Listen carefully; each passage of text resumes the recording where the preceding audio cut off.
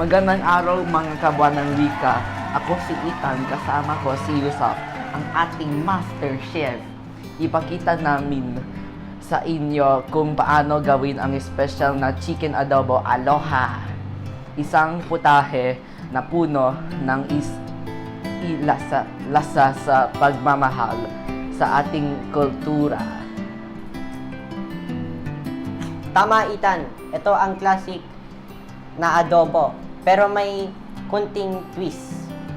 Dahil para sa aloha, may halong tamis ng pineapple.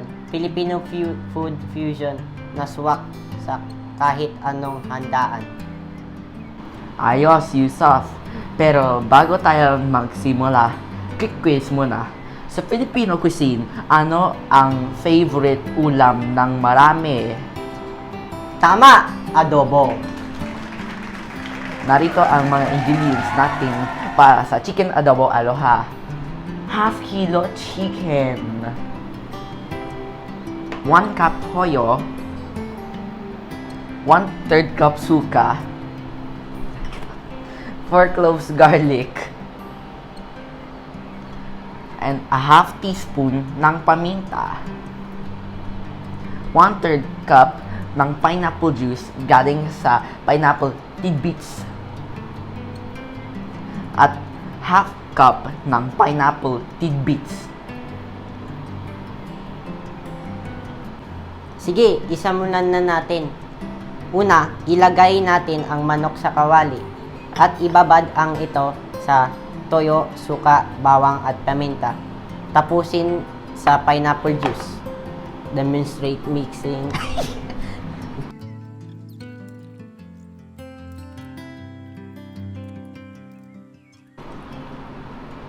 Seems already delicious.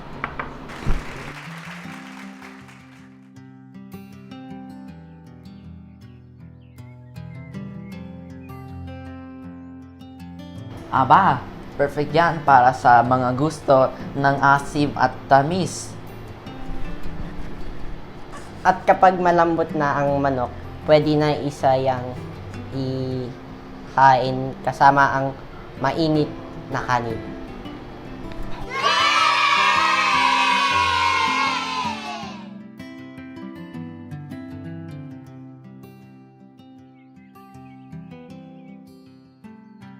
Ready na ba kayo? Tikman natin!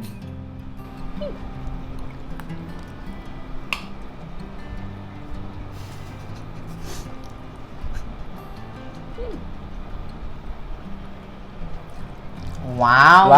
Sarap! Tama ang timpla. Kumpleto sa lasa. Ito na talaga ang chicken adobo aloha. Kaya mga kabuan ng wika, i-celebrate natin ang ating wika at kultura sa pamamagitan ng pagkaing Pinoy. Masarap, makulay at tunay na Pilipino. Kita-kits sa cooking competition. Huwag kalimutan lutuin nyo rin ang chicken adobo aloha para maramdaman ang saya ng salo-salo. Mabuhay ang wikang Pilipino! Mabuhay ang chicken adobo aloha!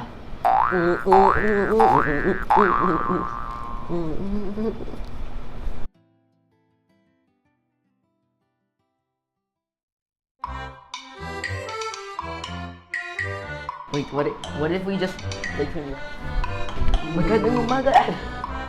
Teacher, namatay na. Hell no. Namatay po.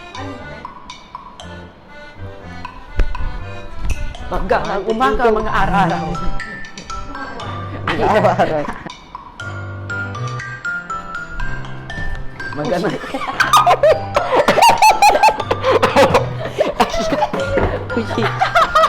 Why you go?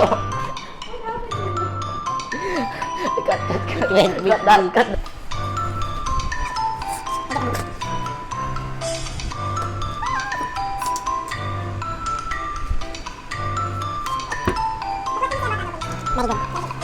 good. Good.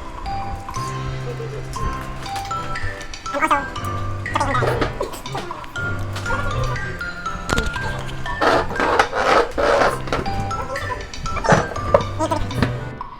na ba kayo?